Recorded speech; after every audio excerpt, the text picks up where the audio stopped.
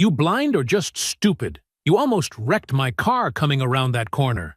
Pike's voice snapped as his fist drove forward, smashing into Isaiah Brooks' jaw with a sharp, violent crack. Isaiah's head turned with the impact, his body shifting a step as pain flared. But he didn't strike back, didn't even raise his hands. Pike stepped in closer, breath heavy, crowding his space like he owned every inch of it. "People like you don't belong on streets like this," he muttered, shoving him again, harder, testing him. Isaiah's shoes scraped against the asphalt as he steadied himself, calm, controlled, his plain clothes hiding everything Pike couldn't see. His silence only seemed to fuel the arrogance. Pike saw hesitation and mistook it for weakness, pushing further, louder, more certain. He had no idea the man in front of him wasn't backing down. He was waiting, and every second was making Pike's mistake impossible to undo. Before continuing, comment where in the world you are watching from, and make sure to subscribe, because tomorrow's story is one you can't miss. Late Saturday morning, sunshine warmed the neat lawns of Willow Creek Estates. Isaiah Brooks drove his sedan carefully through the suburban streets, his mind heavy with worry. 3 city notices had arrived at his mother's house in the past month. Violations, they called them. The latest one threatened a fine if the structural issues weren't fixed. What structural issues? The house had stood solid for 40 years. Isaiah gripped the steering wheel tighter. The hardware store bags rustled in the passenger seat beside him. He'd gotten everything needed to tackle the so-called violations. Paint for the porch railing, new house numbers, replacement boards for the steps. Small stuff that somehow became big problems when you lived on a street where developers were buying up every house they could get. Something felt different about the neighborhood today. Curtains moved as he passed. People paused their yard work to watch his car. The quiet street felt like it had eyes everywhere. "Almost there, Mom," Isaiah muttered to himself. Loretta's house was just around the next bend. A tidy brick ranch with blue shutters that she'd kept perfect since Isaiah's father died 15 years ago. The sound came first, an engine gunning hard. Then the black SUV appeared, taking the corner way too fast. It barreled straight toward Isaiah's lane. Isaiah slammed his brakes. The sedan lurched to a stop. The SUV swerved at the last second, missing his front bumper by inches. Isaiah's heart hammered in his chest as the vehicle cut across and stopped, blocking the narrow street completely. Both cars sat there, facing each other in the middle of the quiet suburban lane. The SUV's door flung open. A man jumped out, tall, broad-shouldered, his face already red with anger. He wore expensive casual clothes, designer jeans, a polo shirt that stretched across his chest, sunglasses pushed up on his head. His short-cropped hair had that distinct law enforcement cut that Isaiah recognized instantly. "What the hell is your problem?" the man shouted, stomping toward Isaiah's car. Isaiah took a deep breath. He'd been an FBI agent for over 20 years. He knew better than to meet anger with more anger. He stepped out of his car calmly, hands visible. "No problem here," Isaiah said. "You came around that corner pretty fast. I had to stop suddenly." The man got closer, his eyes narrowing as he sized Isaiah up. "I've never seen you around here before."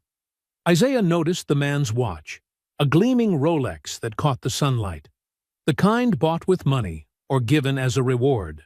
He also noticed the man's stance, legs planted wide, chin jutting forward, the practiced posture of someone used to being obeyed. "I'm headed to my mother's house," Isaiah explained, keeping his voice level. "Loretta Brooks. Blue house, 3 doors down." "Brooks?" The man's lip curled. "That old place with the peeling paint?" A few neighbors had appeared now. A woman watering flowers across the street paused, hose in hand. An older man walking his dog slowed his pace. They were watching but keeping their distance. That old place. has been her home for 40 years, Isaiah said. I'm helping her with some repairs today. Repairs, the man snorted. About time. This street has standards now. You people need to understand that. Isaiah felt the words like a slap. You people. He'd heard that before. The code was never subtle. I don't think we've been introduced, Isaiah said, keeping his voice steady despite the heat rising in his chest. I'm Isaiah Brooks. Lieutenant Darren Pike, the man replied with a smirk, as if the title alone should make Isaiah step back.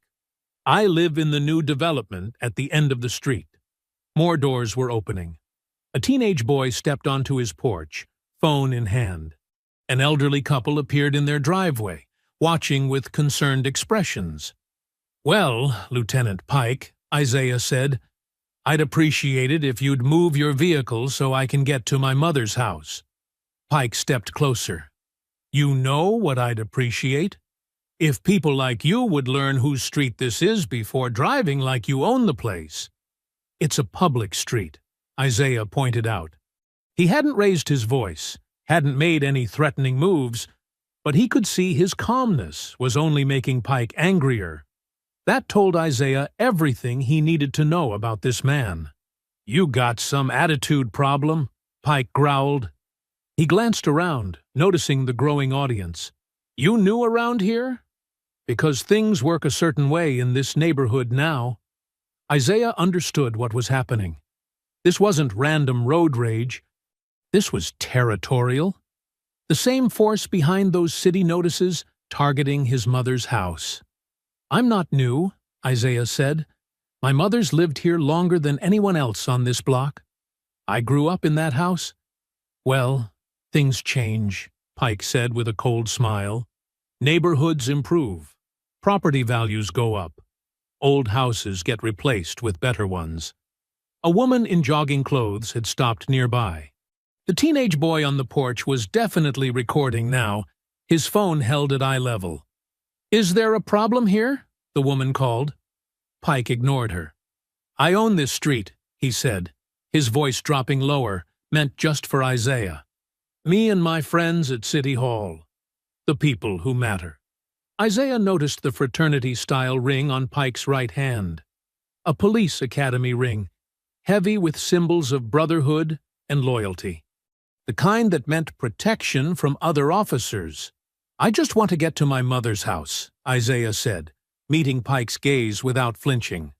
Your mother should have sold that dump when she had the chance, Pike hissed. Shaw Developments made a fair offer to all you holdouts. But no, you people always have to make things difficult. Isaiah felt a chill. So that was it. The notices, the sudden code violations, all pressure tactics to force the remaining original homeowners to sell. Move your vehicle, Lieutenant, Isaiah said firmly. I have work to do today. More neighbors had appeared now. Doors opened up and down the street. What had started as a near collision was becoming a neighborhood spectacle. You don't tell me what to do, Pike said, his face flushing darker. Not in my neighborhood. Isaiah noticed Pike's body language changing. The man's shoulders tensed, his breathing quickened. His hands, previously gesturing wildly, now formed tight fists at his sides. I'm not looking for trouble, Isaiah said, raising his hands slightly. Just trying to help my mother. You brought trouble when you came here with that attitude, Pike said through clenched teeth. His jaw tightened as he stepped even closer, invading Isaiah's personal space. Isaiah recognized the signs. 20 years in the FBI had taught him to read people in moments of escalation. Pike's dilated pupils, the vein pulsing in his temple, the way he shifted his weight forward onto the balls of his feet. In that instant, Isaiah knew with absolute certainty, this man was about to get physical. This confrontation was seconds away from crossing a line that couldn't be uncrossed. The midday sun beat down on the suburban street as Isaiah Brooks stood beside his car, hands visible at his sides. His calm exterior masked the tactical calculations running through his mind. 20 years of FBI training had taught him to read dangerous situations, and everything about Darren Pike's posture screamed threat.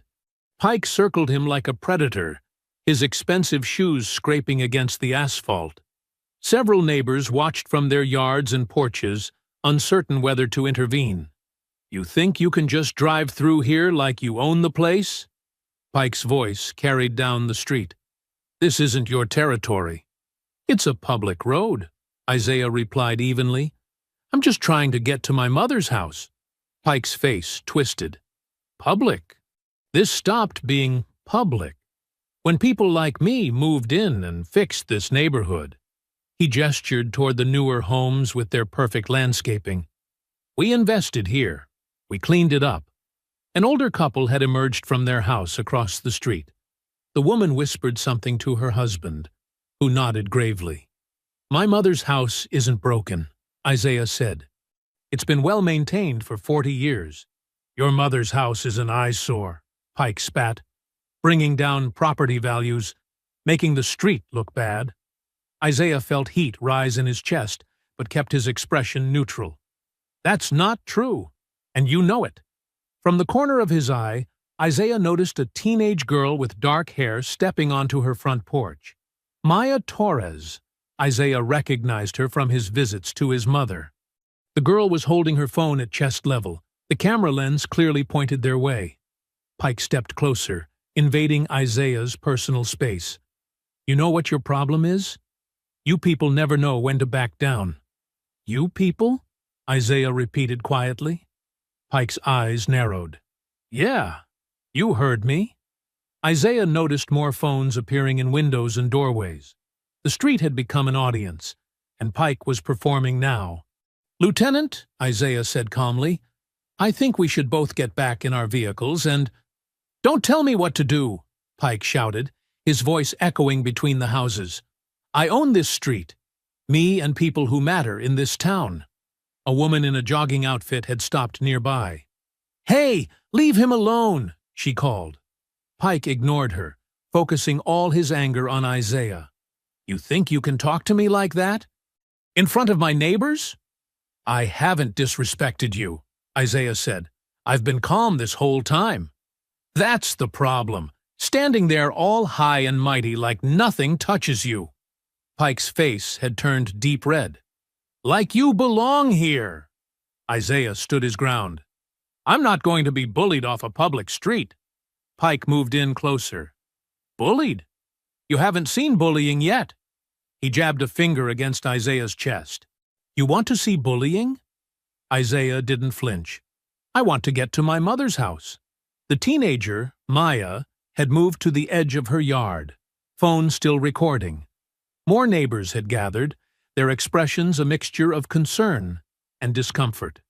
"Your mother should have sold when she had the chance," Pike hissed. "Shaw made fair offers to all you holdouts." "Not interested," Isaiah said firmly. Pike's breathing grew heavier. "Then you'll get what's coming to you. All of you." Pike planted his feet and squared his shoulders.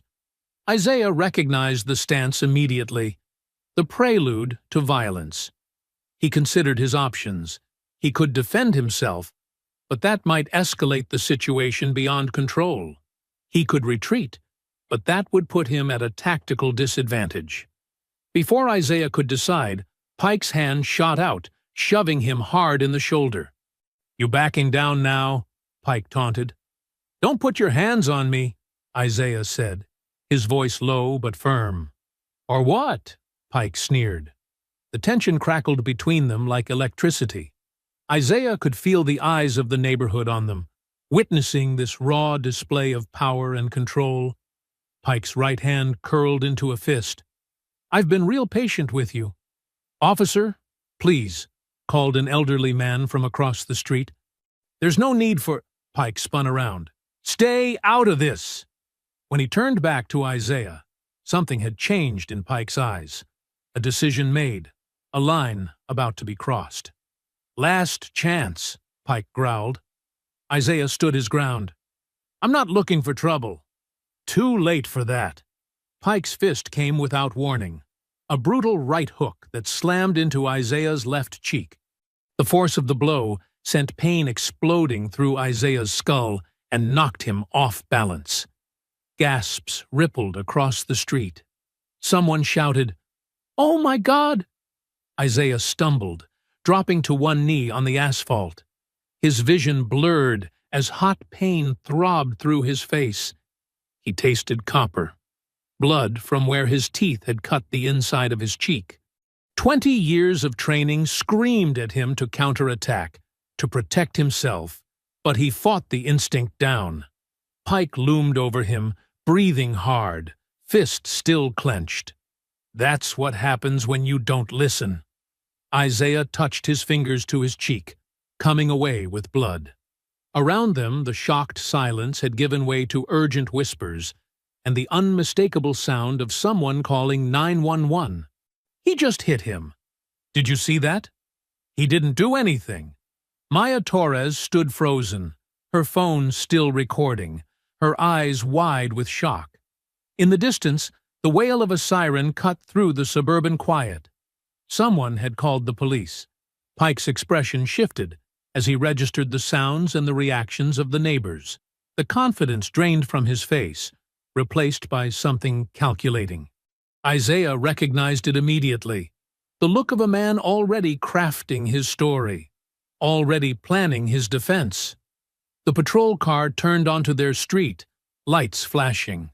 Pike took a step back, straightened his shirt, and ran a hand through his hair. "You brought this on yourself," he said, but the words lacked the certainty of moments before. Isaiah rose slowly to his feet, the pain pulsing through his face with each heartbeat. Blood pooled in his mouth, and he turned to spit it onto the asphalt.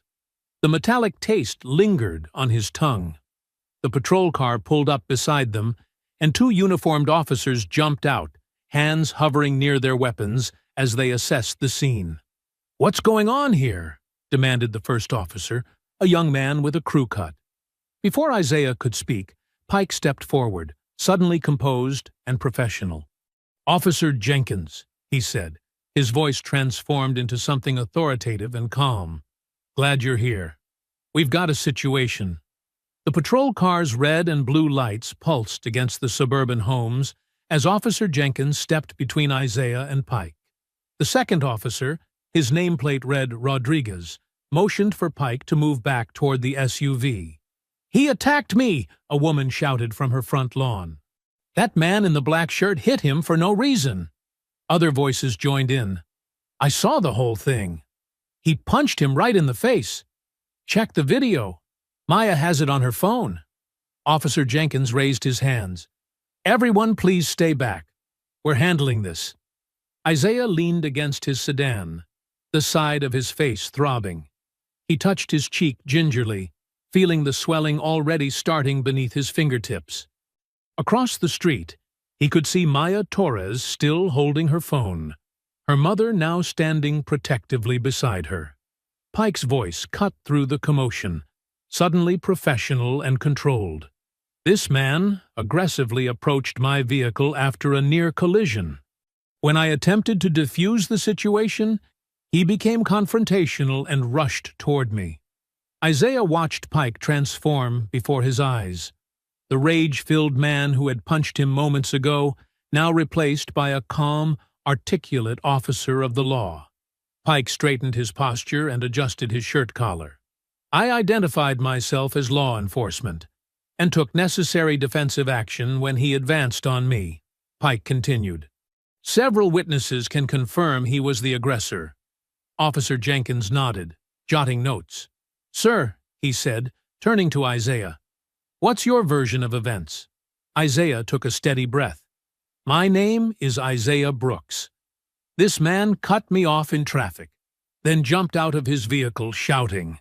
When I explained I was headed to my mother's house on this street, he became increasingly agitated. He verbally threatened me, shoved me, then punched me in the face. At no point did I advance toward him or threaten him physically." "He's lying," Pike interjected. Classic case of trying to flip the script. Officer Rodriguez approached. "Sir, do you require medical attention?" Isaiah wiped blood from his lip, No, I'll be fine. Officer Jenkins looked uneasy as he glanced between the two men. The crowd of neighbors had grown, with at least a dozen people watching from yards and porches. "Could I speak with you privately for a moment, officer?" Isaiah asked quietly. Jenkins nodded, and they stepped a few feet away from the others. In a low voice, Isaiah said, "I should inform you that I am FBI Special Agent Isaiah Brooks. My credentials are in my wallet if you need to verify." Jenkins's eyes widened. "FBI? Sir, I'm not here in an official capacity," Isaiah clarified. "I'm visiting my mother, Loretta Brooks. She lives at 1478, just down the block." The atmosphere shifted instantly. Officer Jenkins stood straighter, his demeanor becoming more formal. He glanced back at Pike, who was watching them with narrowed eyes. "One moment, sir," Jenkins said, then walked over to speak with his partner. Isaiah observed their whispered conversation. Officer Rodriguez's head snapped up to look at him, then back to Pike. Within seconds, Pike's confident expression faltered. His face drained of color as the officers approached him. "Lieutenant Pike," Jenkins said stiffly, "could we have a word?" The three men huddled in conversation. Pike's posture grew increasingly defensive, his gestures sharp and agitated. He glanced repeatedly at Isaiah, his expression a mixture of disbelief and dawning recognition that the situation had fundamentally changed. Maya Torres's mother called out, "Officers, my daughter has the whole incident recorded. Would you like to see it?" Officer Rodriguez nodded. "We'll need that footage for the report, ma'am." Isaiah felt a surge of grim satisfaction. With witnesses and video evidence, the truth would be undeniable. For a moment, he believed justice might be swift and straightforward. Officer Jenkins returned to Isaiah. "Agent Brooks, Lieutenant Pike claims there was a misunderstanding. We'll need formal statements from everyone. Would you like to press charges?" Several neighbors had edged closer, clearly expecting Pike to be handcuffed on the spot. Even Maya, still holding her phone like a weapon, looked expectant. Isaiah could have demanded immediate action. He could have used his authority to ensure Pike was treated like any other citizen who had assaulted someone. But 20 years of federal service had taught him the value of doing things properly. "I want this documented correctly," Isaiah said calmly. "Full statements, witness accounts, and the video evidence preserved. I'm not asking for special treatment, just proper procedure." Jenkins nodded, relief visible in his eyes. "Yes, sir. We'll take your statement first." As Isaiah gave his official account, he noticed Pike on his phone, stepping away from Officer Rodriguez. Pike's voice was too low to hear, but his urgent manner suggested he wasn't calling his insurance company. After 30 minutes of statements and evidence collection, the officers informed everyone they would file a complete report. They spoke to Pike separately before he climbed into his SUV and drove away, leaving Isaiah with a sense of unfinished business. "You should get some ice on that," suggested an older woman who introduced herself as Mrs. Grayson. "That's going to bruise badly by tomorrow." "Thank you," Isaiah replied. "I'll do that." "We all saw what happened," she assured him. "That man has been trouble since he moved in last year." Isaiah nodded gratefully and returned to his car. As he settled behind the wheel, the adrenaline began to fade, leaving behind anger and a profound sense of violation. He drove the remaining distance to his mother's house, pulling into the familiar driveway of the modest but well-maintained two-story home where he'd grown up. Loretta Brooks was waiting at the door before he could ring the bell. At 79, she still stood straight-backed and keen-eyed, her silver hair cut in a practical bob. "Isaiah? What on earth?" Her words cut off when she saw his face. "Come inside right now." The familiar scent of Loretta's house, lemon polish and fresh laundry, enveloped him as he followed her into the kitchen. Without a word, she went to the freezer, wrapped ice cubes in a dish towel, and handed it to him. "Sit," she commanded. Isaiah pressed the makeshift ice pack to his cheek and sank into a chair at the kitchen table, the same maple table where he'd done homework 30 years ago. "What happened to your face?" Loretta asked, her voice calm but tight with concern. Isaiah described the confrontation in measured terms, trying to minimize the ugliness of it. But Loretta Brooks had raised him alone after his father died. She could read between his lines. "He said he owns this street?" "Those exact words?" she asked. "Yes, right before he hit me." Loretta's lips pressed into a thin line. She pulled out a chair and sat across from him, her hands folded on the table. "I wish I could say I was surprised," she said quietly. Isaiah lowered the ice pack. "What do you mean?" "That man, Pike, he's been circling this block like a vulture for months." Loretta's voice was steady, but Isaiah caught the underlying tension. "Always finding reasons to slow down in front of certain houses, mine included. Has he bothered you personally?" Isaiah felt a fresh surge of anger. Loretta sighed. "Not directly. But 3 weeks ago, I got that citation about my front steps needing repair. Then last week, they claimed my oak tree is diseased and needs to come down." "The oak is perfectly healthy," Isaiah protested. "I checked it when I was here last month." "Of course it is." Loretta reached for his hand. "Isaiah, the Williamsons sold their place after getting hit with thousands in code violations. The Hernandez family moved out after their water line mysteriously broke twice in 1 month." "Isaiah, this isn't random," Loretta said, pushing herself up from the table. Her movements were careful, deliberate, the way she always moved when deeply troubled. "Let me show you something." Isaiah watched as his mother disappeared into her small home office. The ice pack had numbed his face, but anger still burned hot beneath his skin. He'd spent decades investigating civil rights violations, yet here was his own mother, dealing with something that felt eerily familiar. Loretta returned carrying a manila folder stuffed with papers. She set it on the table with the weight of evidence. "This started 3 months ago." She spread the contents across the maple tabletop, official-looking letters with the city seal, violation notices on bright yellow paper, a formal condemnation threat for her front steps, and multiple citations for her oak tree. "This one came first," she said, pointing to a notice dated 14 weeks earlier. "Claimed my trash cans were visible from the street outside of collection days. I've kept them in the same spot for 20 years. Isaiah picked up the citation. "A $150 fine for a first offense? That's excessive." "The next week, they said my mailbox wasn't regulation height." She tapped another notice. "Then it was peeling paint on the garage door. After that, the steps became structurally unsafe." Isaiah examined each document with growing concern.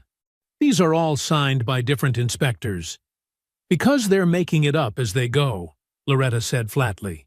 "The Johnsons next door haven't received a single citation. Neither has the Miller family across the street. Who else is getting these?" "Mrs. Washington at the corner. The Taylors 3 doors down. Mr. Alvarez behind me." Loretta's voice grew quieter. "All of us who've been here over 20 years. All of us who said no to Parkview development." Isaiah looked up sharply. "Someone tried to buy your house?" Loretta nodded, retrieving a business card from the bottom of the folder. "A woman named Evelyn Shaw came by 6 months ago. Very polished, expensive suit. Said they were revitalizing the neighborhood and offered cash. When I said no, she smiled and said I should reconsider before property values affected my retirement." Isaiah took the card. Embossed lettering read, "Evelyn Shaw, Executive Vice President, Parkview Redevelopment." He committed the name to memory. 2 weeks after I refused, the citations started. Mrs. Washington got them too. The Garcias held out for a month before selling. Their house is being gutted now. Loretta's fingers trembled slightly as she gathered the papers. The Williamsons left after their basement was suddenly not up to code. and they faced $30,000 in repairs. Isaiah pulled out his phone and began photographing each document. Has Pike been involved in any of this? He drives by, slows down, watches who comes and goes. Loretta's voice hardened.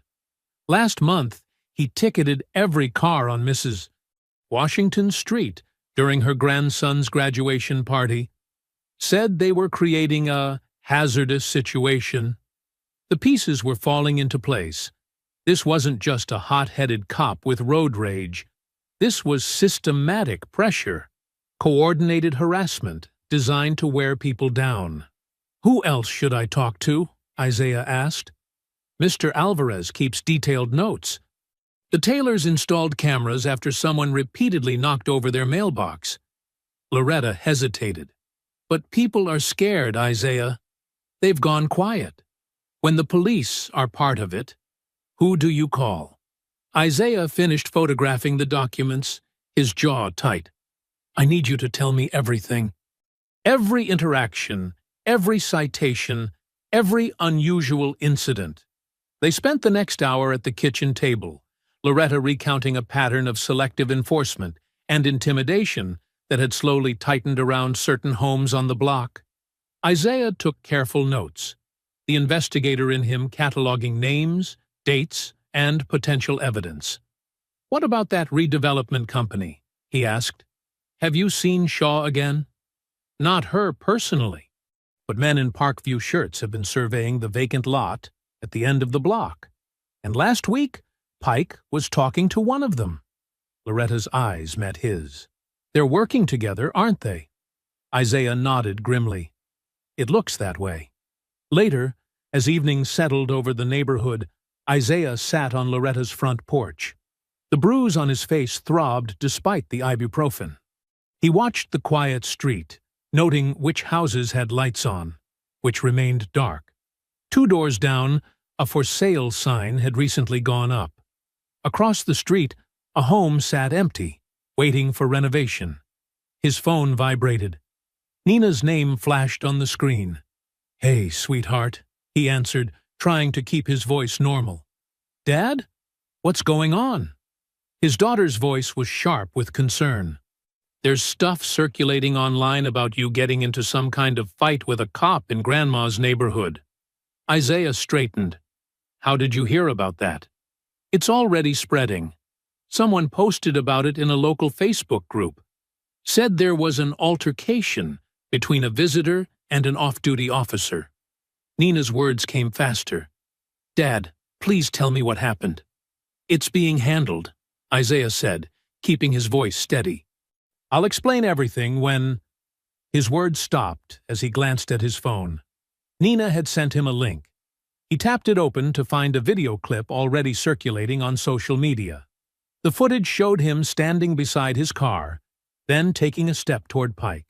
But crucially, the clip ended before Pike threw the punch. The caption read, FBI agent confronts local police in suburban dispute. Dad? Are you still there? Nina's voice grew more worried. Isaiah stared at the incomplete footage, suddenly understanding the stakes with perfect clarity. The machine was already moving to protect itself. They were rewriting the narrative before the bruise on his face had even fully formed. I need to call you back, he said, his mind racing through implications and necessary next steps. I'm at Grandma's. I'm fine. But Nina, this is bigger than it looks.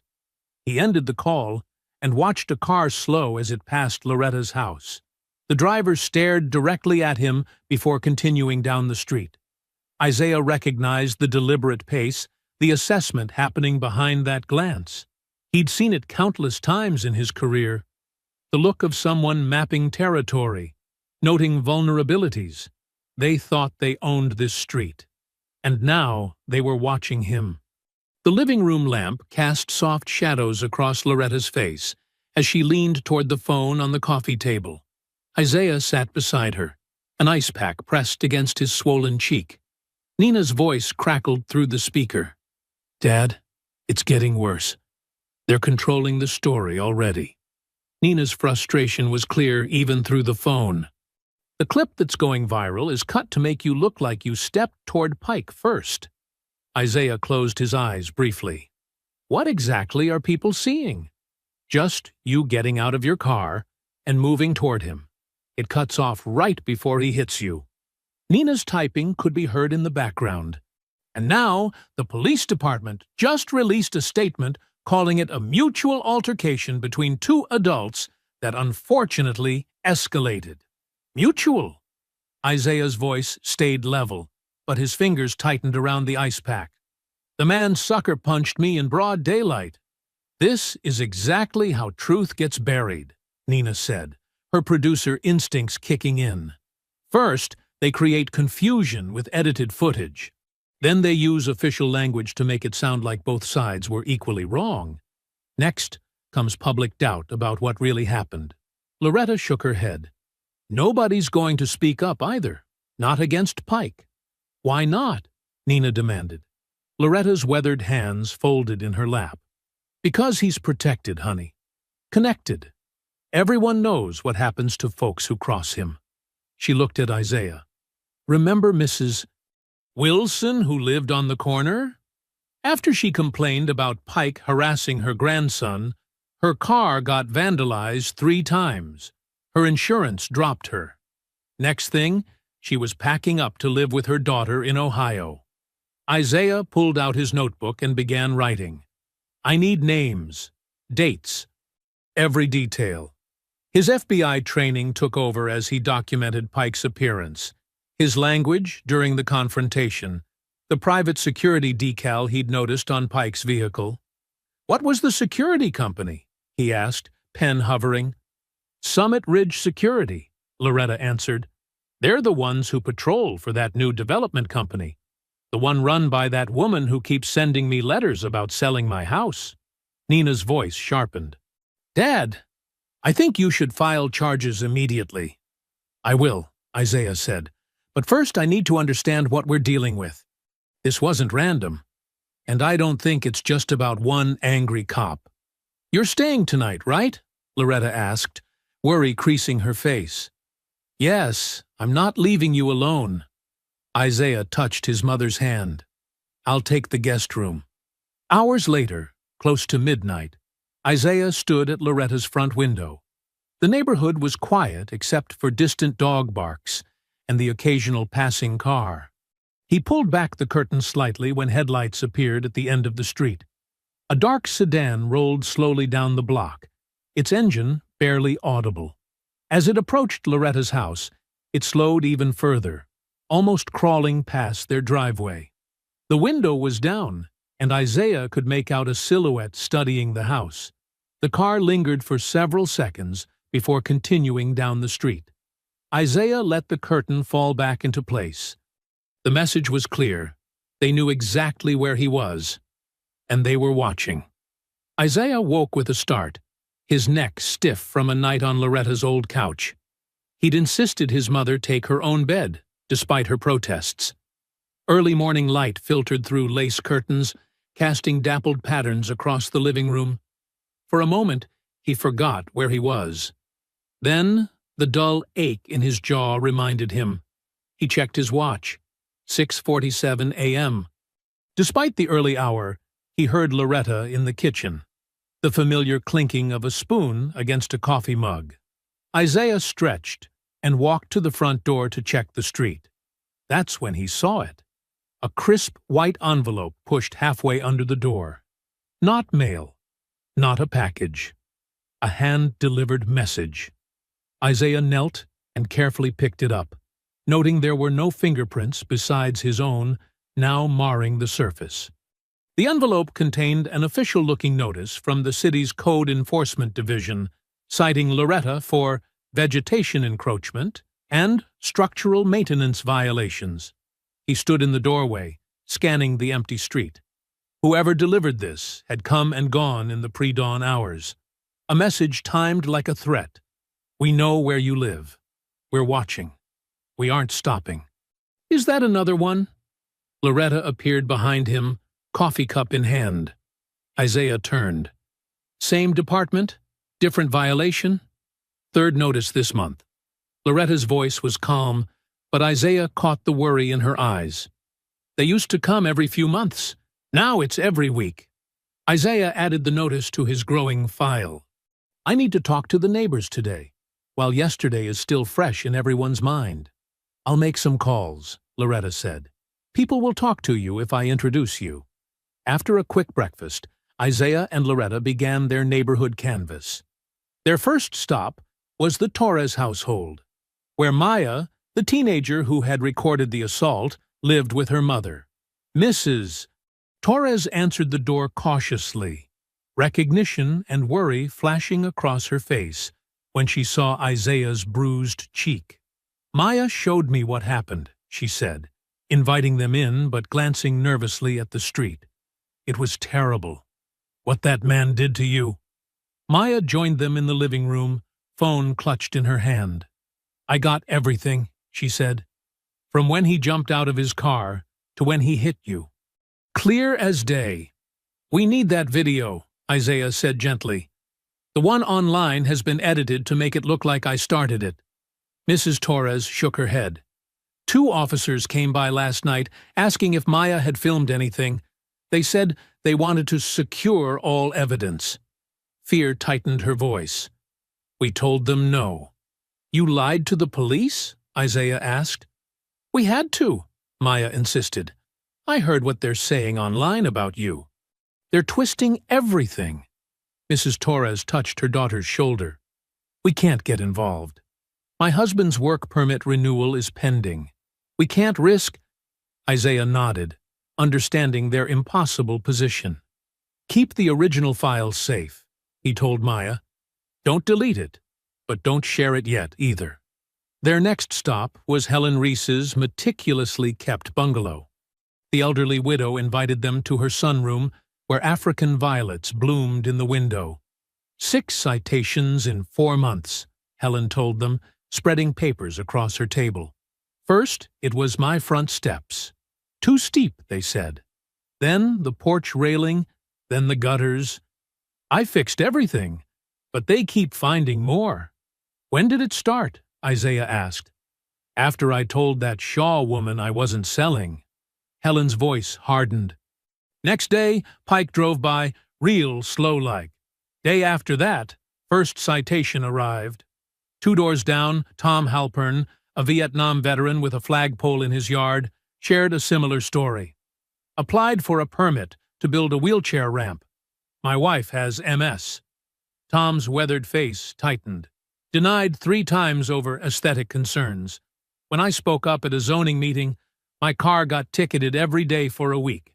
Pike was parked across the street the morning I found my mailbox smashed. By midday, Isaiah had filled pages with accounts that all pointed to the same pattern. Refuse to sell. Face harassment. Complain publicly. Face consequences. Stand your ground. Get ground down. His phone rang. It was Nina. Pike's not being arrested, she said without preamble. Local news is reporting he's on administrative leave pending review. That's code for paid vacation until this blows over. I figured as much, Isaiah replied, watching a patrol car cruise slowly past Tom's house. How soon can you get here? I'm already on my way. 2 hours, tops. I'm bringing recording equipment. Isaiah spent the afternoon methodically documenting everything, restraining himself from making calls to federal contacts. He needed to build this case properly, establish the pattern beyond any individual incident. His face throbbed as a reminder of what happened when systems failed. As the sun began to set, casting long shadows across Loretta's front yard, Nina's car pulled into the driveway. She jumped out, laptop bag slung over her shoulder, determination in every step. Isaiah met her on the porch. The moment she saw his face, the bruise now a deep purple spanning his cheekbone, her professional composure cracked. She wrapped her arms around him, hugging him fiercely. I can't believe they did this to you, she whispered. It's not just me, Isaiah said as they separated. Come inside. I need to show you everything I've gathered. In Loretta's dining room, Isaiah spread out his notes, photos, and the timeline he'd constructed. Nina examined everything, her producer's eye picking up the narrative thread instantly. "This isn't random," she said, connecting the dots on Isaiah's timeline. "The citations, the harassment, the selective enforcement, it's coordinated." She looked up at her father, her expression hardening. "We're not dealing with one violent cop, Dad. This is an organized machine. They're systematically forcing people out, and they're using the police, code enforcement, everything at their disposal to do it." Loretta placed a pot of coffee on the table. "Been telling people for months, but nobody wants to hear an old woman's conspiracy theories." "It's not a theory anymore," Isaiah said, placing his hand over his mother's. "And we're going to prove it." Nina squared her shoulders, the same way she had since childhood when facing a challenge. "Where do we start?" "We map every incident, every player, every connection," Isaiah replied, his FBI training coming to the fore. "Then we find their weak point." Outside, the streetlights flickered on, illuminating Loretta's front yard, the same yard now cited for vegetation encroachment, the same home they were trying to take, the same community being deliberately dismantled, one citation, one threat, one punch at a time. Sunday evening settled into Loretta's dining room like an old friend. The overhead light remained off, with only a single table lamp casting long shadows across the wooden surface. Isaiah, Nina, and Loretta hunched over a growing collection of evidence spread across the table. City notices with matching dates, a handwritten list of neighbors who'd been targeted, and photographs of recent property sales in the neighborhood. Nina tapped her pen against a notepad, frustration evident in every movement. "We need to go public with this now, Dad. You were assaulted by an off-duty cop in broad daylight. That's the headline that gets attention." Isaiah shook his head, wincing slightly as the movement aggravated his bruised cheek. "That's exactly what they expect us to do. Make it about one incident, one bad apple." "It's not just about the punch," Nina insisted, her voice rising. "It's about everything behind it. The harassment, the intimidation. Which is why we need a complete case," Isaiah countered. "Not just outrage." Loretta watched her son and granddaughter from the head of the table, her expression calm but eyes alert. "By the time we build your perfect case, they'll have buried everything," Nina argued. "I've seen how this works. First, they control the narrative. Then they wait for public interest to fade. Then it's yesterday's news." Isaiah leaned forward. "And I've seen how cases collapse when you move too fast.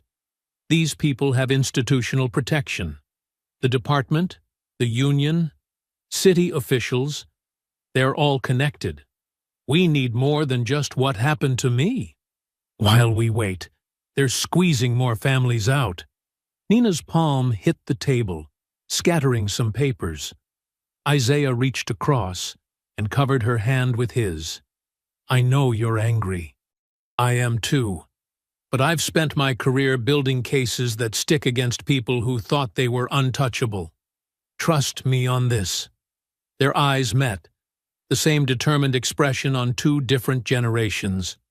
3 days, Nina finally conceded. "That's how long I'll wait before I start making calls to my contacts." Isaiah nodded, then reached for his phone. "I need to bring someone else in. Someone I trust." He dialed Evan Doyle, his colleague at the Bureau. After 20 years working together, Doyle was the one person Isaiah knew would approach this situation with both caution and commitment. Doyle answered on the third ring. "Brooks, it's Sunday night. Either you miss me terribly or something's wrong." Isaiah managed a small smile despite the pain. "Need your eyes on something, unofficially." He outlined the situation, keeping his voice low and measured. "Send me everything you have," Doyle replied, his tone shifting from friendly to professional. "But Isaiah, once these local players figure out you're federal, they won't make stupid mistakes anymore. They'll get careful. Strategic. That's what I'm counting on, Isaiah said. Careful leaves, traces. After ending the call, Isaiah turned back to find Nina already on her laptop, fingers flying across the keyboard. "What are you doing?" he asked.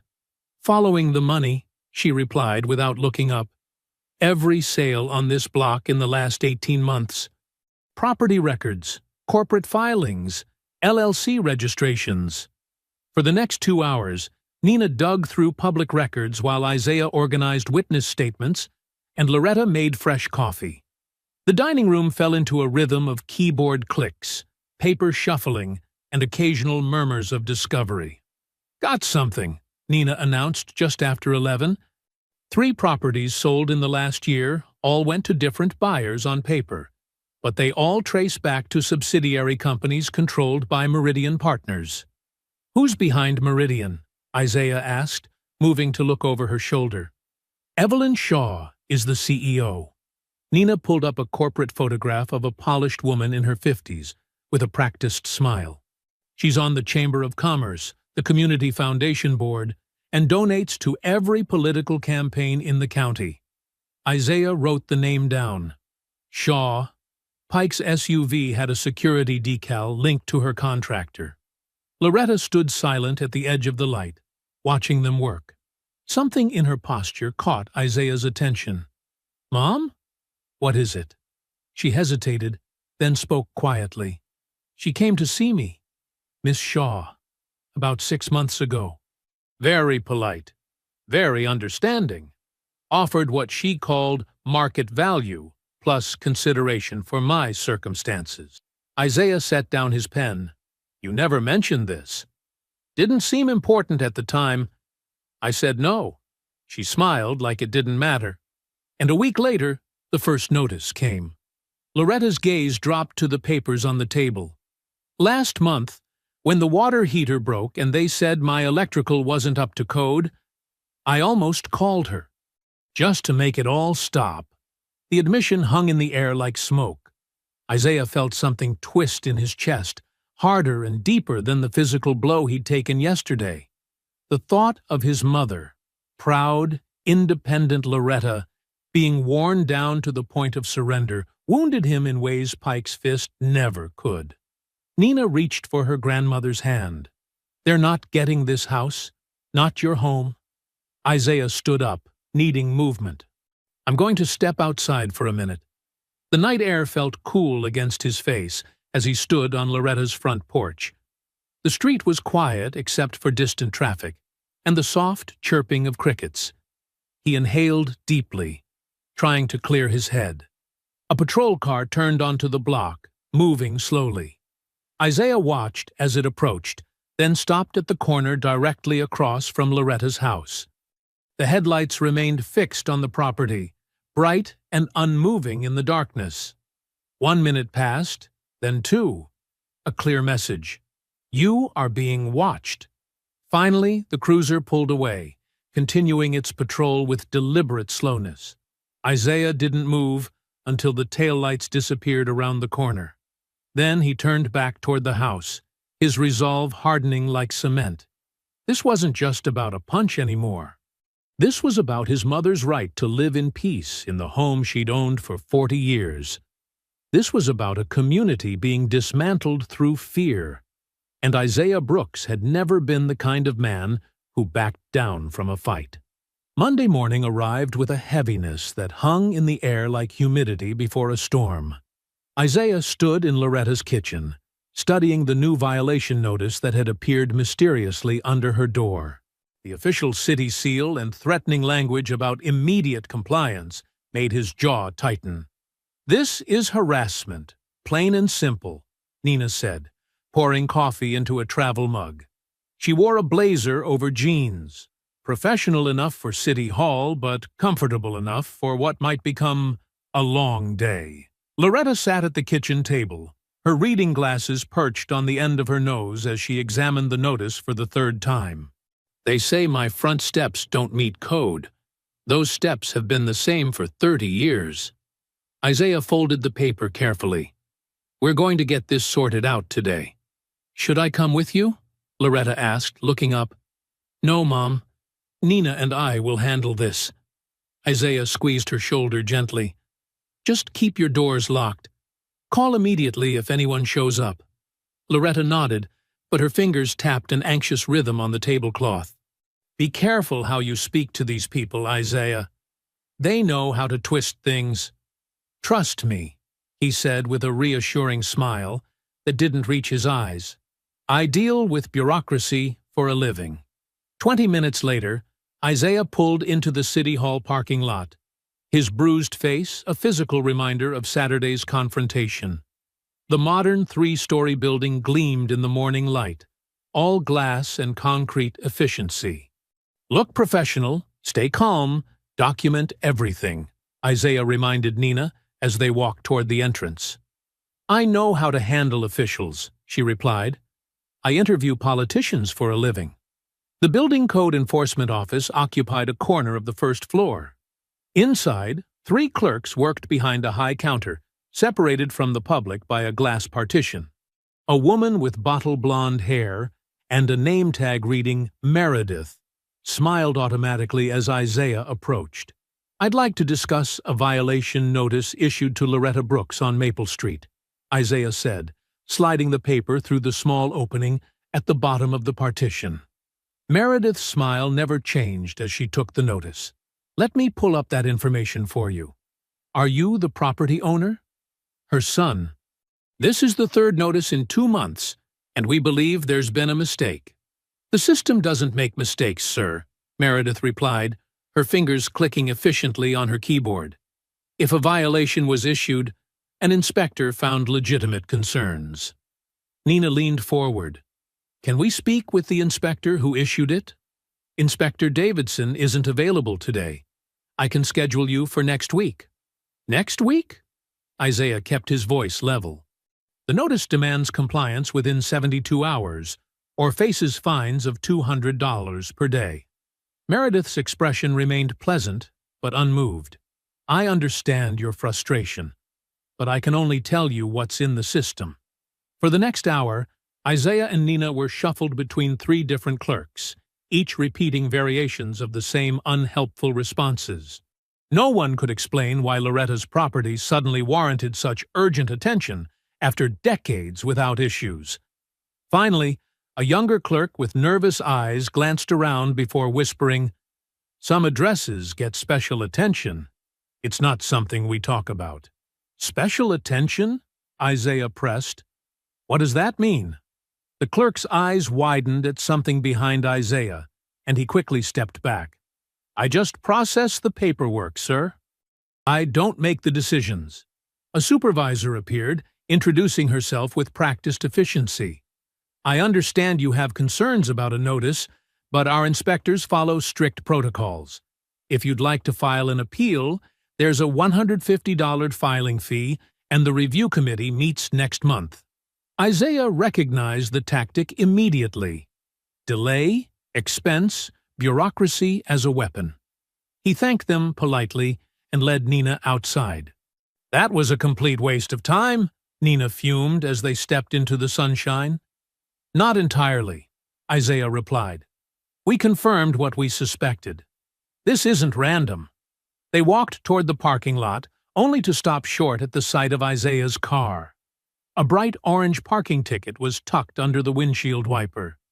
You've got to be kidding me, Nina groaned, plucking the ticket free. Violation. Vehicle parked more than 12 inches from curb. This is ridiculous. You're barely 6 inches from the curb. Isaiah surveyed the row of cars. Several were parked farther from the curb than his, yet his was the only one ticketed. Nina immediately took photos of the car's position and the surrounding vehicles. They're sending a message, Isaiah said quietly. They know who we are and why we're here. By early afternoon, they were back at Loretta's house. Isaiah's laptop was open on the dining room table as he video-called with Evan Doyle. I've been reviewing everything you sent, Doyle said, his face serious on the screen. There's something interesting in Pike's employment records. What did you find? Isaiah leaned closer. He moonlights 20 hours a week for Sentinel Security. They're a private firm that handles site security for several development projects in your area. Doyle's face was replaced by documents on the screen. And 3 of those projects in the last year were managed by Meridian Partners. Evelyn Shaw's company, Nina murmured. It gets better, Doyle continued. Sentinel is owned by Glenn Mercer, former police chief and current head of the police union's Legal Defense Fund, the same fund that would represent Pike if any complaints were filed against him. Isaiah wrote the names down, connecting them with lines. So the man who assaulted me works part-time for a security company owned by the former police chief, who provides legal protection for officers, and both companies have business ties to the developer trying to buy out my mother's neighborhood. It's not proof of conspiracy yet, Doyle cautioned, but it's enough to show that the same people benefit when homeowners like your mother get worn down and sell. Isaiah's phone buzzed with a text from Maya. Police came by asking about the video. They wanted to know if it really showed everything. Nina's phone pinged seconds later. She read the message and looked up at Isaiah, her face pale. They're pressuring her to change her story. Isaiah turned back to the screen. Evan, we need to move faster. They're already working on the witnesses. As evening fell, Nina sat cross-legged on Loretta's couch, her laptop balanced on her knees as she scrolled through files. Suddenly, she stopped, her fingers hovering over the keyboard. Isaiah, she whispered. Maya might have automatic cloud backup enabled on her phone. He looked up from his notes. What do you mean? Most phones have a setting that automatically backs up photos and videos, Nina explained, her voice gaining excitement. Even if the original video gets deleted from her phone, or if she edits it, the original might still exist in her cloud storage. If we could recover the unedited video, Isaiah started, then we'd have solid proof that Pike threw the first punch, Nina finished. Proof that can't be explained away. Isaiah felt the first spark of hope since Saturday's assault. Call her. Right now. Tuesday morning light streamed through Loretta's kitchen windows. Isaiah nursed a cup of coffee while Nina finished her toast. Loretta moved about slowly, arranging fruit on a plate none of them had touched. You sure this girl will talk to you? Loretta asked, her voice carrying the weight of someone who had seen promises break too many times. Nina nodded. Maya texted me back last night. Her mom's nervous, but they agreed to meet me at the coffee shop near the high school. She checked her watch. I should get going. Isaiah spread his notes across the table. While you work on the video, I'll dig deeper into those property records. And I've got Bernard Ellis from the records department willing to meet me for lunch. Be careful, Loretta said, squeezing his shoulder. These people play rough. That's exactly why we need solid proof, Isaiah replied. Not just for me, but for everyone they've been pushing around. Nina grabbed her laptop bag and car keys. I'll call you as soon as I know something. The local coffee shop sat half empty when Nina arrived. Maya and her mother, Carmen Torres, occupied a corner table far from the windows. Maya, with her dark hair pulled back in a tight ponytail, nervously tapped her fingers against her cup. Carmen's posture was rigid, eyes constantly scanning the door. Thank you for meeting me, Nina said, sliding into the seat across from them. She kept her voice low and calm. I know this is scary. The police came to our house, Carmen said immediately. They said Maya could get in trouble for recording without permission, that it might be illegal in some states. That's not true in this state, Nina assured her. You have every right to record in public places. Maya stared at her coffee. They made me feel like I did something wrong. Like I was the criminal instead of that cop. You did nothing wrong, Nina said firmly. You captured the truth. That's why they're scared. Over the next hour, Nina built a careful bridge of trust. She shared stories of her own father's career fighting civil rights violations. She explained how evidence like Maya's could protect other families. She never pushed or rushed. Finally, Maya pulled out her phone. I have the settings that back everything up automatically. My dad set it up after I lost all my photos last year when my old phone broke. Can you check your cloud account? Nina asked. The original video might still be there, even if you deleted it from your phone. Maya's fingers moved quickly across the screen, navigating through folders. Here, she finally said, turning the phone toward Nina. This is the one I never sent anyone. I was too scared after the cops came. The thumbnail showed a clear image of Pike and Isaiah facing each other in the street. Maya, this could change everything, Nina said. Would you be willing to share this with me? Carmen placed a protective hand on her daughter's arm. What happens if we do? Will those police come back? I promise we'll protect your family, Nina said. My father works for the FBI. We can make sure there's no retaliation. Maya looked at her mother, who nodded slowly. Okay, Maya said. I'll send it to you. Across town, Isaiah sat in a quiet corner of a diner booth. Bernard Ellis, a thin man with wire-rimmed glasses and a permanent look of worry, slid in across from him. I shouldn't be here, Bernard said immediately, his voice barely above a whisper. If they find out, no one will know, Isaiah assured him. I appreciate you taking this risk. Bernard pulled a flash drive from his pocket. It's all in here. The patterns are clear once you know what to look for. He slid it across the table. Code enforcement complaints against properties on your mother's street jumped 340% in the last 8 months. And every spike follows the same sequence. Police reports about suspicious activity or quality of life issues, then code violations, then tax reassessments. All targeting properties that haven't sold to developers, Isaiah added. Bernard nodded. Exactly. And there are emails. Shaw's company representatives meet regularly with zoning officials and police leadership. They call it neighborhood improvement planning, but it's really identifying which homeowners to pressure next. Can you get me those emails? Bernard swallowed hard. I've flagged them in the system. I can download copies tonight when the office is empty. But after that, I'm done. My pension is all I have. I understand, Isaiah said. One more night is all we need. By midday, Nina and Isaiah sat side by side at Loretta's dining room table, staring at Nina's laptop screen. The unedited video played with perfect clarity.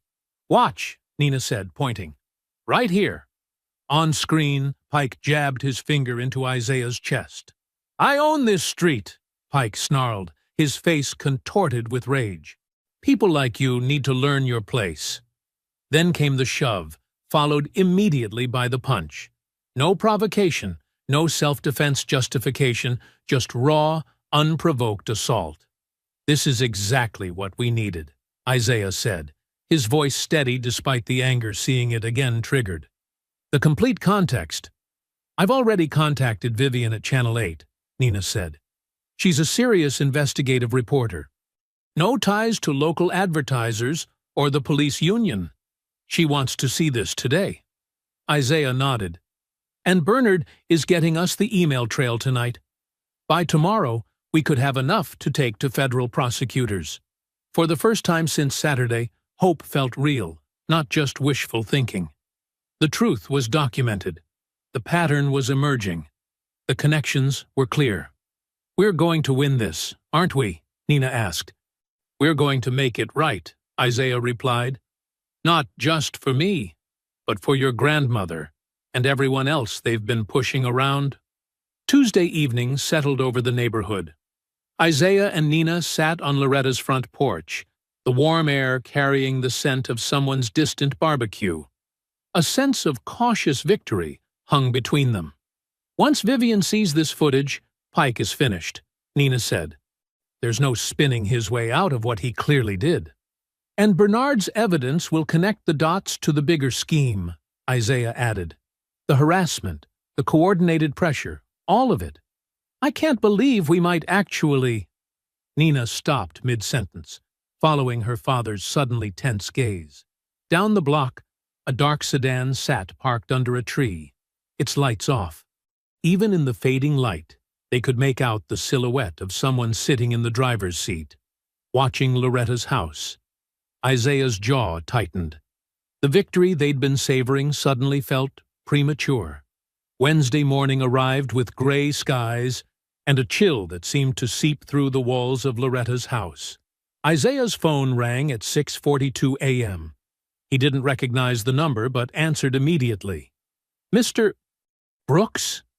The voice was unfamiliar, tight with tension. "This is Officer Ramirez from County Traffic Division.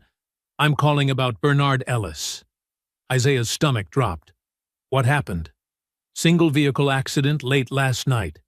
His car went off Ridgeline Road near the reservoir. Paramedics pronounced him at the scene." The words landed like hammer blows. Bernard, the clerk who had promised emails linking Pike, code enforcement, and Shaw's redevelopment scheme, was gone. "Was anyone else involved?" Isaiah asked, already suspecting the answer. "No, sir. Preliminary investigation suggests he lost control on a curve." Isaiah thanked the officer and hung up.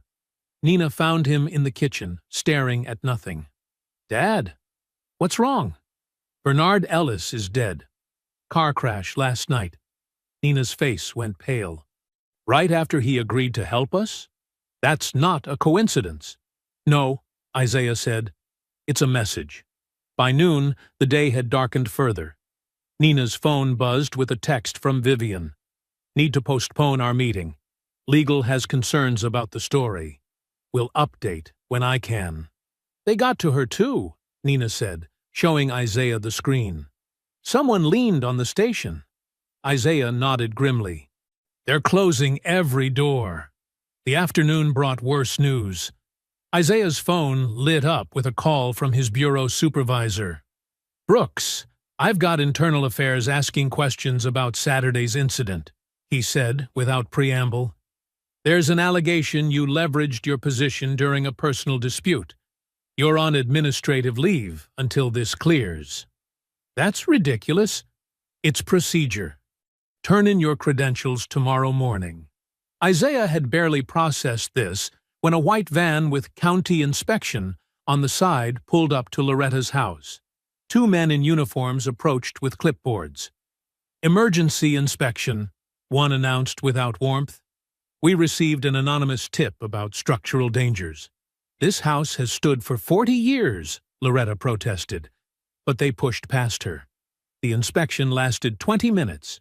Their verdict was immediate and devastating. Foundation cracks, electrical hazards, possible black mold. "We're issuing an emergency vacation order," the lead inspector declared, handing Loretta a red notice. "Property is unsafe for occupancy." "This is fabricated," Isaiah said. The inspector's face hardened. "You can appeal, but the house is closed effective immediately. You have 2 hours to gather essentials." They had barely begun packing when the sound of breaking glass came from the back of the house. Isaiah rushed to find the kitchen window shattered, glass across the floor, and fresh damage to the porch supports. "Vandals," he said, but they all knew it was more targeted than that. By sunset, they had crammed Loretta's medications, clothes, and irreplaceable photos into 3 suitcases. Isaiah watched his mother's face as she locked her front door, knowing she might not return. Wednesday night, in a cramped motel room paid for by Nina, Loretta sat on the edge of the bed, her house keys clutched in her wrinkled hands like a talisman. Isaiah stood by the window, staring into the parking lot, stripped of his badge, his authority, and his confidence.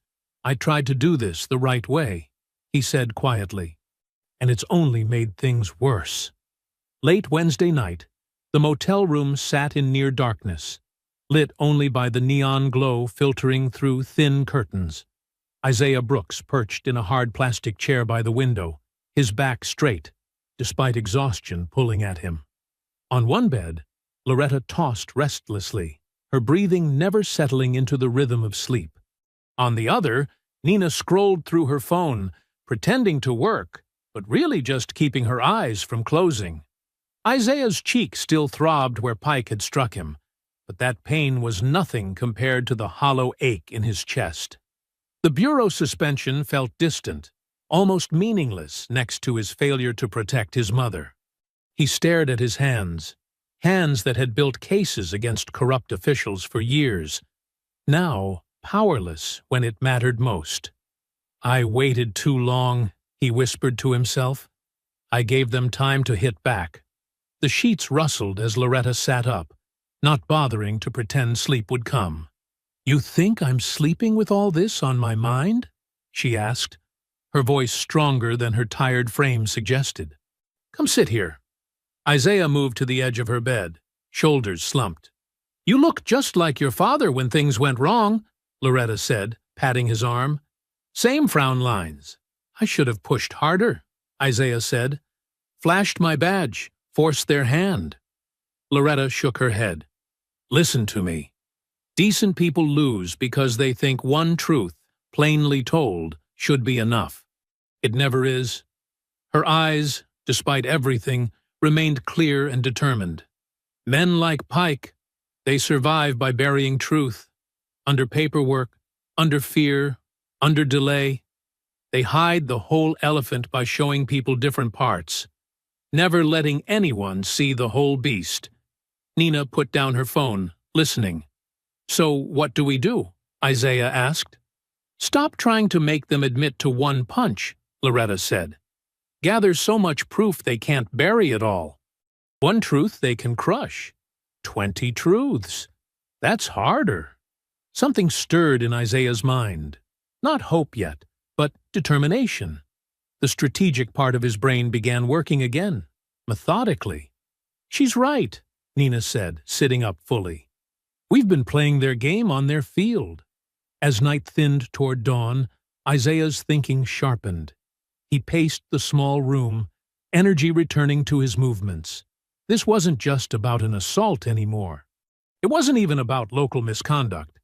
"We need to reframe everything," he said. "Civil rights conspiracy, witness intimidation, evidence tampering, fraud through the redevelopment scheme." Nina nodded eagerly. "I'll stop waiting for terrified gatekeepers. I'll build an independent release plan, something they can't pressure into silence." By sunrise, pale light spilled through the cheap curtains, painting stripes across the worn carpet. Isaiah sat at the small desk, a fresh page open in his notebook. His handwriting was precise as he wrote a single word at the top: conspiracy. The sunrise painted the diner windows gold as Isaiah slid into the vinyl booth across from Evan Doyle. The FBI colleague looked out of place in the roadside eatery, his pressed shirt and watchful eyes marking him as law enforcement even without a badge. Nina arrived moments later, laptop bag slung over her shoulder, determination etched into her face. "I'm technically not supposed to be here," Doyle said quietly, after the waitress poured coffee, and retreated. "But some things matter more than protocols." Isaiah nodded gratefully. "I need to build this right. Not just my assault, the whole pattern." "The suspension is procedural nonsense," Doyle said. "But it means everything we gather has to be airtight. No shortcuts." They hunched over a napkin as Isaiah sketched out their approach. The steam from their mugs fogged the edge of the paper. "I'll revisit the residence," Isaiah said. "Get written statements about the pressure tactics. Dates, names, badge numbers when possible." Nina tapped her laptop. "I've already started mapping property acquisitions around Mom's block. There's a pattern to which houses they targeted first. And I've got Maya's full video ready for distribution when we move." Doyle leaned in, voice dropping. "I can't officially run this yet, but I can check database access logs. See who pulled information on your mother's address and when. If Pike used department resources for private intimidation, that's federal." The waitress refilled their cups, eyeing their intense conversation with curiosity. They fell silent until she moved away. "These people aren't used to targets who fight back," Nina said. By midday, they had split up. Isaiah sat in Helen Reese's living room.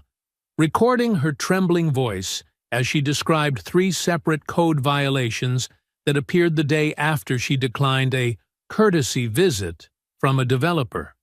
"I thought I was losing my mind," she said, her thin fingers clutching a stack of notices identical to Loretta's. "They made me feel like I was the problem." Across town, Nina received an email from Sandra Vale, a county records analyst who'd spotted the pattern herself. "Look at these timestamps," Sandra's message read. "Code enforcement actions against 6 properties on your mother's block all coincided with redevelopment bidding windows. That's not coincidence." By late afternoon, Tom Halpern, the veteran who'd moved rather than continue fighting, agreed to speak on record. "I fought in Desert Storm," he said bitterly to Isaiah. "Never thought I'd be driven out of my own country by bullies with badges." As evening approached, they reconvened at the diner. Nina spread printouts across the table showing a timeline of Pike's vehicle near disputed properties. Off-duty, but regular as clockwork. "He wasn't random," she said, tapping the pattern. "He was the muscle." What had been isolated complaints now formed a constellation of evidence. Victims began to see themselves as witnesses, their individual suffering part of a coherent story. As they pulled into the motel parking lot that night, Nina's phone buzzed with a message from Maya's mother. The text was simple. "You need to see who was outside that house." Attached was doorbell camera footage from the night of Loretta's vandalism.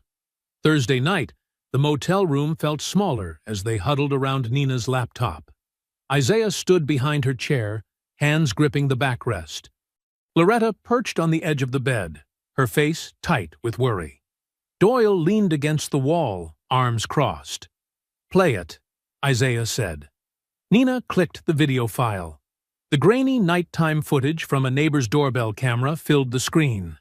The timestamp showed 9:17 p.m., less than an hour before the vandalism report. "There," Nina pointed. A white contractor truck with Eastland Construction on the side parked half a block from Loretta's house. 2 men got out and walked toward her property, disappearing from the frame. "Eastland is one of Shaw's regular contractors," Doyle noted. "They handle most of the renovations after acquisitions." Nina switched to a second clip, this one from a camera 3 houses down. The angle caught the side street. "Watch this part," she said, her voice tight. At 9:23 p.m., a black SUV, the same model Pike had been driving, pulled up. Pike stepped out, looked around, and approached a man in a work jacket who had emerged from the direction of Loretta's backyard. "Turn it up," Isaiah said. The audio was faint, but clear enough. "Make sure it looks random," Pike said to the man. "Just enough to fail inspection tomorrow." Loretta's hand went to her mouth. "They planned it all." "It's not enough alone," Doyle cautioned. "They could claim they were there for legitimate security concerns." "But it cracks their wall," Isaiah said. "And walls only need 1 crack to start falling." The next morning, they gathered at Doyle's apartment. His laptop displayed database access logs he'd quietly obtained through a bureau contact. "Here's their fatal mistake," Doyle said, scrolling through the records. "Pike used the Leeds law enforcement database to pull property and personal information on every holdout homeowner on your block, Loretta." He showed them timestamps of searches, addresses, financial histories, even driving records, all accessed through Pike's credentials. "And look at this," Doyle continued, opening another file. "Each search aligns perfectly with properties later approached by Shaw's acquisition team. Within days of Pike pulling your information, Loretta, you got your first code violation." Isaiah studied the screen. "This is it. The bridge connecting everything. Assault, harassment, property pressure, and misuse of official resources." "This isn't just misconduct," Doyle said. "This is conspiracy and civil rights violation. I know a federal supervisor who's insulated from local politics. She owes me one, and she hates corrupt cops more than anyone." By Friday afternoon, Doyle had delivered the full evidence package. Meanwhile, Nina's phone lit up with a notification from a community Facebook page. "Look at this," she said, showing Isaiah a glossy digital flyer. "Evelyn Shaw is hosting a neighborhood revitalization event tomorrow, on your mom's street. Pike and Glenn Mercer are both expected to attend." "Perfect timing," Isaiah said, his face hardening with resolve. Saturday morning arrived exactly 1 week after the assault. The same street where Isaiah had been punched now looked different. Banners hung between light poles, white tents dotted the sidewalks, and catered tables lined the curb for Evelyn Shaw's staged revitalization event. Signs proclaimed Eastland Heights, a new vision, with glossy renderings of luxury townhomes where old houses now stood. Isaiah, Nina, and Loretta sat in a borrowed car half a block away, watching the scene unfold. "There she is," Nina whispered, pointing to Evelyn Shaw. Shaw glided through the gathering crowd in a cream-colored suit, her red hair styled perfectly. She shook hands and laughed at just the right moments, pointing to property sketches with practiced enthusiasm. Her smile never reached her eyes. "And there's Pike," Isaiah said. Darren Pike stood near the main tent in a tailored navy suit, looking nothing like the rage-filled man from a week before. He laughed loudly, clapping backs and accepting congratulations. No trace of worry lined his face. "He thinks he's won," Loretta said quietly. Glenn Mercer worked the crowd with political smoothness, moving from group to group, whispering reassurances and controlling the narrative. When reporters approached, he steered them toward prepared talking points about community improvement. Nina checked her phone and nodded to Isaiah. "Everything's ready." Isaiah stayed perfectly still, hands folded in his lap. The swelling on his face had faded, but the memory hadn't.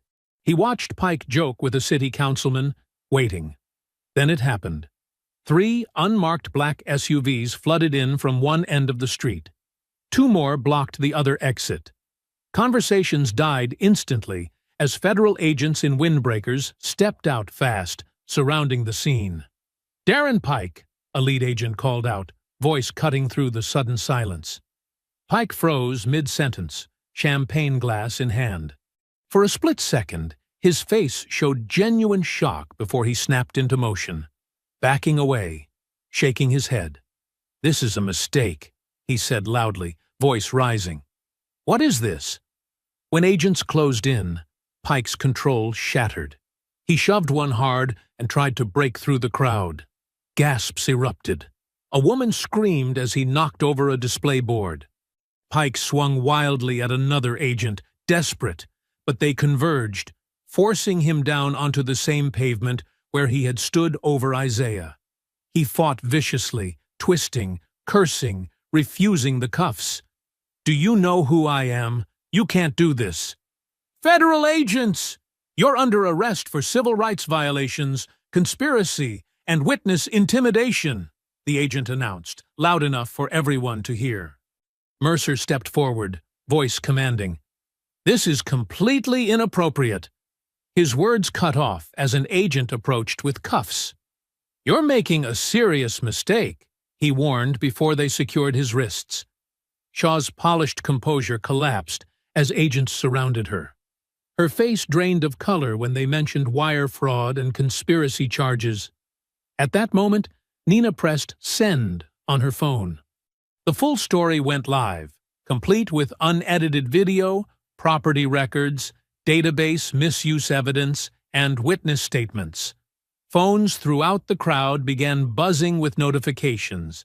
As Pike was dragged upright, defeated, and exposed, he locked eyes with Isaiah across the crowd, and realized the man he struck never needed to strike back. Late Saturday afternoon, just hours after the arrests, Isaiah Brooks stood inside Loretta's living room as county officials formally revoked the condemnation order. The inspector, a woman with kind eyes and a firm handshake, looked embarrassed as she stamped the paperwork. "This never should have happened," she said, handing Loretta the official clearance. "We'll have a crew out Monday to repair that window properly." Isaiah watched his mother's face. The relief was there, but something stronger, too. Vindication. She took the papers without trembling. "About time," Loretta said, her voice steady as oak. News of the arrests spread like wildfire. Isaiah's phone buzzed constantly with updates. Pike faced assault, civil rights violations, and conspiracy charges. His resistance during arrest, caught on dozens of phones, added obstruction and assaulting a federal officer to his troubles. No badge would shield him now. Mercer had been removed from the police union in disgrace, stripped of influence as former allies rushed to distance themselves. Several officers had already come forward, admitting pressure to target specific properties. Shaw's company assets were frozen under investigation, her carefully constructed empire unraveling with each new document release. 3 city officials had resigned by noon. "Your internal review is closing," Doyle told Isaiah over the phone. "Cleared completely. The Bureau's backing you 100% now." Outside on the lawn, chairs appeared as if by magic. Helen Reese brought lemonade. Tom Halpern carried over a folding table. Other neighbors who had locked their doors for months now walked freely, speaking in normal voices instead of whispers. Children played near the curb without parents hovering anxiously. The fear had broken like a fever. Nina arrived with boxes of pizza, her phone ringing constantly as larger networks picked up her story. She hadn't just exposed Pike. She had exposed the entire system that protected him and others like him. "They're talking about a state-level investigation into similar patterns in other neighborhoods," she told Isaiah, glowing with purpose. As evening approached, Loretta stepped onto her porch, house keys gripped firmly in her hand. She paused, looking at the gathering of neighbors on her lawn, and then deliberately unlocked her front door. "This house was my home yesterday, it's my home today, and it'll be my home tomorrow," she announced, her voice carrying across the yard. "No one is taking it from me." The neighbors applauded, some wiping tears. As dusk settled over the street, children rode bikes across the same asphalt where Pike had thrown that punch a week ago. Isaiah stood beside his mother on the porch, watching the simple freedom of wheels spinning under streetlights. The street no longer belonged to power. It belonged to people again. If you enjoyed the story, leave a like to support my channel, and subscribe so that you do not miss out on the next one. On the screen, I have picked 2 special stories just for you. Have a wonderful day.